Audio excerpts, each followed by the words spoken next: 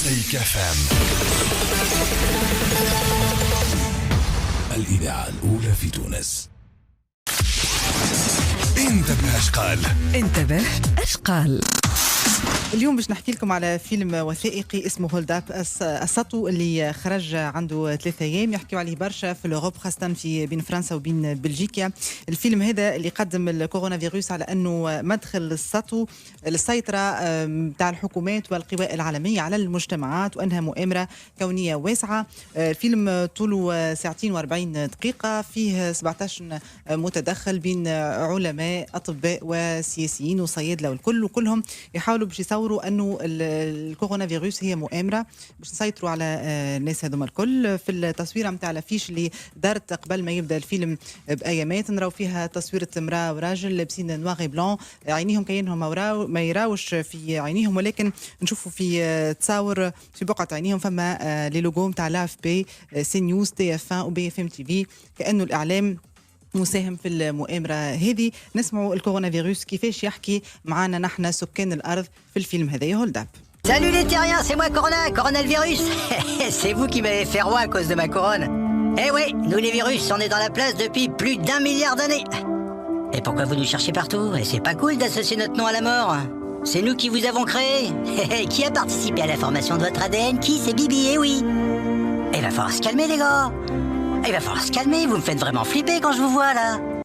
فوالا، وهنا يصور انه المرض هذايا والفيروس هذايا كانه مصنوع باش يقتلوا برشا ناس وباش يتحكموا فينا وحتى من الاديان نتاعنا و5 جي وحكومات كبيره، وانه مصنوع الفيروس هذايا في لانستيتو باستور. زاد فما 17 شخصيه كما قلنا اللي هما علماء اطباء وسياسيين زاد، ويقولوا ينطلقوا من انه برشا الكلام المتناقض اللي بدا والمتدرج نقولوا نتاع الحكومات وقت من يقولوا لنا الماسك مش ضروري، بعد الماسك اوبليغاتوار، بعد الكونفينمون هل انه الكونفينمون نفع ولا لا، يصوروه اللي هو ما نفعش بالعكس. سامحني لحظه، هاجر عمره ما قال حد الماسك ماهوش ضروري من الاول قالوا الماسك ماهوش ضروري، ينفع فقط للحمايه. هذا اللي خرجت قالته الحكومات الكل من الاول. اللي من العلماء والاطباء من الاول قالوا الماسك ضروري. أما من الأول أنا نتفكر الكلهم حتى في الفيلم هذا يخرج يبدأ بالإيمانويل ماكرون. إيمانويل ماكرون هو خاصة على الحكام في الأوروب، وحتى احنا هنا نتفكر من الأول نصف بن عليا والكل يقول خليوا الماسك ما تشريوش، راهو يقعد للناس اللي يخدموا والناس اللي في السبيطارات، لكن مش في الشارع كان ضروري. اليوم يقولوا كيفاش تفرضوا علينا الماسك بيدو هو يمرض، تخليك أنت تعاود تتنفس ثاني أكسيد الكربون، يعمل برشا حبوب في الوجه، يعمل برشا أمراض آخرين. هذا هو اللي Je pense que vous pouvez probablement pardonner un confinement. 2 confinements sont beaucoup plus difficiles à pardonner. L'OMS, si vous écoutez bien la définition, c'est l'Organisation mondiale de la santé. C'est pas l'Organisation mondiale de la maladie. Le monde médical et scientifique a perdu une certaine crédibilité parce que ce débat est clôturé. La démocratie a été totalement bâillonnée en France. Dès lors que vous faites croire à quelqu'un qu'il est en danger de mort, vous en faites ce que vous voulez. ولا ملايين تفرجوا في 3 أيام في الفيلم هذا في الشان يوتيوب نتاعو، على خاطر هو تعرض على انترنت. زاد يصوروا اللي فما فيروس اقوى من الكورونا فيروس اللي هو فيروس الخوف، واللي وقت اللي الزعماء يستعملوا كلمه الحرب برشا مرات، احنا في حرب ضد الفيروس هذايا. فما انثروبولوج اللي عداوه في الفيلم هذا اللي يقول هذه لعبه من الحكام. Le coronavirus a un sacré concurrent, le virus de la peur. Il a été de loin le plus contagieux. Il a été envoyé du plus haut sommet. Nous sommes en guerre. Nous sommes en guerre. Nous sommes en guerre. Le premier ennemi de la guerre, c'est la vérité. Et dès qu'un dirigeant utilise des métaphores guerrières, ça devrait vraiment nous mettre la puce à l'oreille, parce que c'est systématiquement annonciateur d'un abus d'autorité. Et ce que l'histoire récente montre, c'est qu'à chaque fois qu'on a passé des législations d'exception pour faire face à une menace de quelque chose contre quoi on était en guerre, ces législations ont perduré bien après, dans la durée. C'est une expression qui m'a fait frémir d'horreur quand je l'ai entendue, parce que ça n'a rien à voir. De toute manière, le virus n'est pas un ennemi. Nous cohabitons avec les virus depuis la nuit des temps, et le propre d'un virus, c'est de circuler. Donc on ne peut pas l'empêcher de circuler. Il faut apprendre à cohabiter avec. On ne peut pas exterminer un virus. ولا هذا الانثروبولوج اللي حكيت لكم عليه. تو باش نمشي للاعلام الفرنساوي كيفاش تناول الفيلم الوثائقي هذايا. باش نعطيكم دي اكستري من ال سي بي اف ام تي في اوروبان واخ تي ال اللي كلهم يقولوا لي هذايا فيلم معبي بالاكاذيب وفقط باش يحول وجهه ونظر الناس. C'est même pas un film, c'est un pseudo-documentaire. Cette chose, que je n'ose pas appeler documentaire, qui est un ramassis de toutes les thèses complotistes les plus inquiétantes qui soient. Le but est de dénoncer les mensonges et la manipulation de l'État, des médias, du corps médical à propos de la pandémie. Les thèmes abordés ne sont pas bien nouveaux. La population soumise à un nouvel ordre mondial, la remise en cause de la létalité et l'origine du coronavirus, notamment créé par un laboratoire, l'Institut Pasteur. Mais en fait, Hold Up porte bien son nom car malgré ce que disent ses auteurs, il ne s'agit pas d'un documentaire, mais d'un film de fiction, puisque toutes les thèses qui y sont développées sont démontées par les scientifiques depuis le début de la pandémie et continuent à l'être. Hold Up est une sorte de millefeuille conspirationniste où l'on retrouve la dénonciation du port du masque, les courbes de l'épidémie mensongère, l'Institut Pasteur qui aurait inventé le virus, les tests qui seraient faux, le confinement inutile alors que dans son concept même, on l'a vu au printemps, فوالا قال حتى في الصيف وفي الربيع اللي تعدى وقت اللي عملنا الكونفينمون فانه عدد الوفيات نقص وعدد الاصابات وشفنا الكوربه عوده هبطت. في الفيلم هذايا زاد يحكي الاعلام الفرنساوي في اغتيال ويقولوا لي الحكايه نتاع المؤامره ما فمش منها واللي كان انتم في بالكمش هكا يا سياسيين ويا اعلاميين راكم انتم زاد مشاركين في المؤامره. Et le complotisme, ça commence comme ça. Vous posez une question ou une affirmation complètement décalée ou sans réponse, vous installez le doute. Des doutes, des critiques, il y en a sur la gestion du Covid, fort heureusement.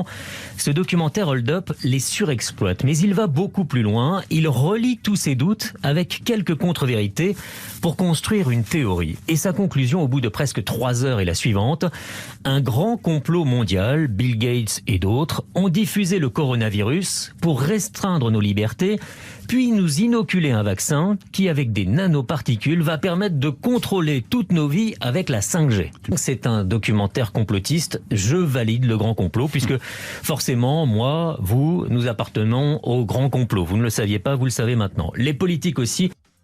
ولا هذا واحد من المذيعين في اغتيال كلهم كانوا ضد الدوكيومنتير هذايا كما شفنا سموه حتى بسودو دوكيومنتير من با فيلم ولا يرتقي وقالوا حتى يحمل من اسمه نصيب الساتو هولد اب فانه معلوماته الكل غالطه حسب الاعلام في فرنسا. شنو رايك؟ انا رايي انه معناتها بالضبط اذا نحبوا نلخصوا كيفاش تخدم نظريه شو الموضوع هذا خلينا نحطوا في طاره اياد باش يسمعوا فينا توا يبدا في بالهم فانه العالم الكل يعيش فيه واحنا في تونس معناتها متضررين برشا الحقيقه واللي يسمع فينا تو باش يحط وذنه ويركز اكثر. هذا يلخص نظريه المؤامره حكينا عليها برشا مرات. كومون سا فونكسيون. اولا ساعه من الحاجات اللي الناس باش تفهم فيلم كيما هكا ويكشف الحق علاش متعدى في حتى وسيله اعلام خاطر مشاركين علاش لانه دور وسائل الاعلام هو انها تثبت وتعمل الفلتر والمعلومه صحيحه ولا غلط في حين انه كي يمشي للريزو سوسيو يتعدى للمتفرجين من غير ما حتى حد يثبت في المعلومه. 2 راهو سهل معناتها يقوم فعلا نظريه المؤامره ويلزم الناس تحتاط منها. راهي مساله خطيره ياسر خاطر تنجم تدخل اشخاص في دوامه متاع مشاكل نفسيه تنجم تدخل المجتمعات في ازمات كبيره يلزم نحتاطوا منها خاطر هذا ما يسمى لامانيبيولاسيون هي عمليه التضليل وعمليه التلاعب بالعقول. انه مثلا نجي نقول علاش احنا احلى صباح اختارونا باش نكونوا لهنا صباح اداره البحث ونجيب فاطمه نعمل لها انترفيو تقول والله راهو اداره الاذاعه متقلقين منا وما يحبوناش نكونوا في الاميسيون في البرنامج اليوم. ومن بعد يجيب صلاح يقول يبدو انه فما اجتماعات تصير نص النهار وما يحبوناش نكونوا موجودين هنا. ومن بعد يجي مراد يقول والله راهو ولد خالتي اللي يسكن في كاليفورنيا بعث لي خاطر جاره يخدم في السيا قال له راهو معناتها امين ما يحبوش يكون في الاذاعه في النهار يحبوه يخدم الصباح ويرقد وتولي نظريه كامله وهي تستعمل نظريه المؤامره بعض المعلومات الصحيحه وتزيدها تخلط هذه المعلومات خالطه معناتها 2 تو الكلام اللي كنا نحكيو فيه البشريه من اللي تصديقا لكلامك انه ولد خالة مراد بعث له بالرسمي تمشي ولد خالة مراد راه بعث له بالرسمي من كاليفورنيا بالضبط. مثلا المعلومه الوحيده صحيحه في الكلام اللي كنا نحكي فيه ينجم يطلع مراد عنده ولد خالته في كاليفورنيا. الناس يدخلوا في الفيسبوك ويلقاو مراد عنده ولد خالته في كاليفورنيا يولي الباقي كله صحيح.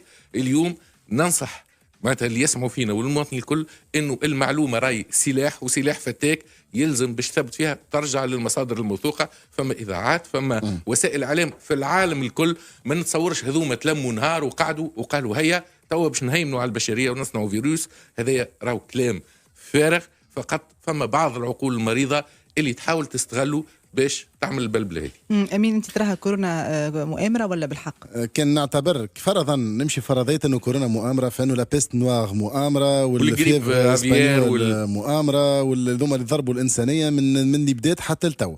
معناتها واللي توا عدد الوفيات يتسمى تفدليكا بارابور للوفيات اللي كانوا حصوا من الامراض اللي كنت نسمي فيها قبيله.